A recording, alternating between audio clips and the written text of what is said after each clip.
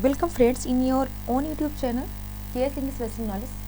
I myself Kajal and today's section is PGT English. आज मैं आप लोगों के लिए PGT English में वाल्ट व्हाइटमैन की जो एक पोएम है, पोएटिक कलेक्शन है लीफ ऑफ ग्रास के बारे में बताने वाली हूँ। ये इन्फॉर्मेशन मैंने डॉक्टर रंजीत की जो बुक है PGT English success in your hands उससे ली है। सो देरी न करते हुए लेट्स स्टार्ट अवर वीडियो। सबसे पहले मैं आप लोगों को उनको बर्थ एंड डेथ के बारे में कुछ बताना चाहती हूँ, उनकी लाइफ के बारे में। जैसा आप लोग स्क्रीन में देख पा रहे होंगे कि उनका बर्न जो इनका बर्थ था मई 31, 1819 वेस्ट हिल्स न्यूयॉर्क यूएस में हुआ था इनका बर्थ। डेथ इनकी मार्च 26, 1892 कैमडन न्यू जर्सी यूएस में ही हुई थी। उनके पेरेंट्स थे वाल्टर व्हाइटमैन एंड लशा वान वेल्सर, उनकी माँ थी। उनके पास रिमेंडर वेल्सर। लव अफेयर उनका एंड रिचर्ड्स का साथ था। ऑक्यूपेशन उनका जो था 19th सेंचुरी अमेरिकन पोएट कहलाते थे। वो एसिस्ट भी थे एंड जर्नलिस्ट भी थे। आप लोग देख सकते हैं कि PGT 2013 में ये पूछा भी गया है।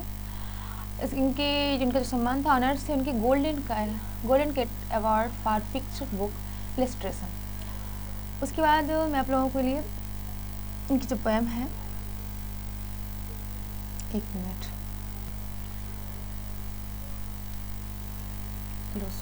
हम आ चुके हैं लीव्स ऑफ ग्रास। ये इनकी एक पोएटिक कलेक्शन था, इसके बारे में मैं आपको बताने वाली हूँ। Leaves of grass is known as bible of democracy. ये बाइबल ऑफ डेमोक्रेसी के रूप में जानी जाती है। It is a collection of poems written in free words. ये एक ऐसी कविता जो फ्री वर्ड्स में लिखी गई कविताओं का एक कलेक्शन था।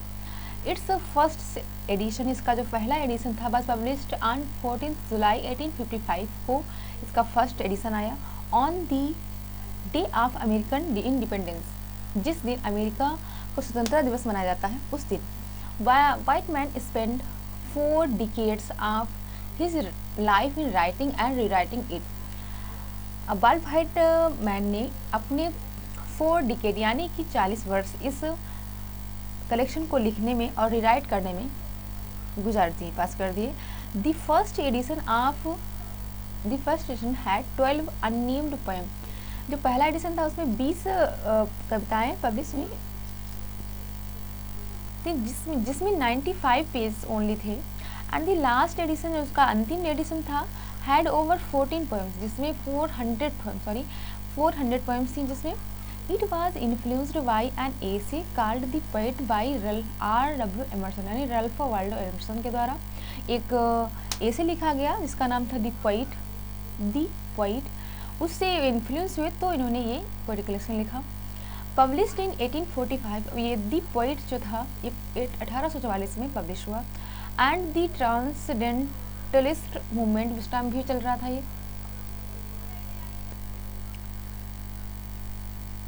After that the title was a fun grass. इसका टाइटल क्या था? ग्रास जो इसमें इसका जो टाइटल है leaves of grass.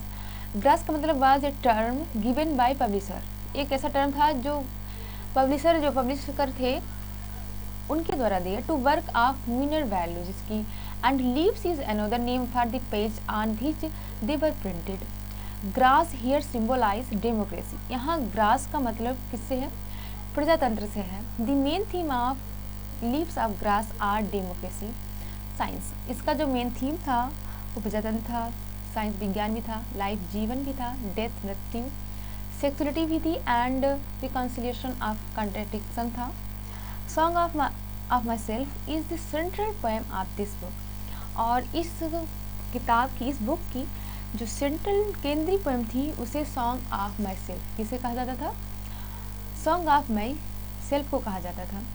In total 9 edition of this book, इसके 9 एडिशन इसके हुए बर पब्लिश्ड। पहला जो एडिशन था 1855, 1856, इस तरह से 1 बाय आप देख सकते हैं इसमें लिखा हुआ 1 by 1 इसके एडिशंस आते रहे। And last 1891 to 1892 death bed edition, इसे भी लास्ट वाला इसे डेथ बेड एडिशन भी कहा। अगर पेपर में आपके आता है कि वाल्ट व्हाइटमैन का डेथ बेड एडिशन कौन सा था, तो 1891 टू 1892। सो नेक्स्ट आप इसके आगे बताते हैं हम लोगों को। इसमें जो थी, जो फर्स्ट इसका एडिशन जो आया था उसमें 12 पोएम्स थी, जिनमें सॉन्ग ऑफ माई सेल्फ आपको पहले बता चुकी हूँ, ऑलरेडी बता चुकी हूँ कि इसे सेंट्रल पोएम बताया गया। उसके बाद the song of occupation, to think of time, the sleepers, I sing, the body electric faces, song of answerer, Europe, the 72 and 73 years of these streets, a Boston ballad, there was a child went forth who learns my lesson complete, great or the myths। एक बात और notice करने की यहाँ पे ज़रूरत है, इसका जो सेकेंड एडिशन था वो एलॉजी मतलब I mean leaves of grass के हैड 32 पोएम, जिसमें कितनी थी, सेकेंड वाला जो कलेक्शन था उसमें एडिशन था उसमें 32 पोएम से 32 पोएम थी। एंड जो इसका थर्ड एडिशन था उसमें 157 यानी कि 157 पोएम्स थी। नाउ अब मैं आप लोगों के लिए कुछ क्वेश्चंस भी इसके लाई हूँ, जस्ट सी। सो हमारा पहला क्वेश्चन है, who is known as the bird of democracy among the following. ये PGT 2000 एंड 2010 में भी पूछा गया है। सो मैं आप लोगों को बता चुकी हूँ, ये द बर्ड ऑफ डेमोक्रेसी जो है वाल्टर व्हाइटमैन को कह रहे हैं। आप आंसर भी दे सकते हैं, यहाँ से सी लिखा हुआ है। क्वेश्चन नंबर 2 है, the representative poet of America is also known, Walter Whitman को ही रिप्रेजेंटेटिव पोइट कहा जाता है।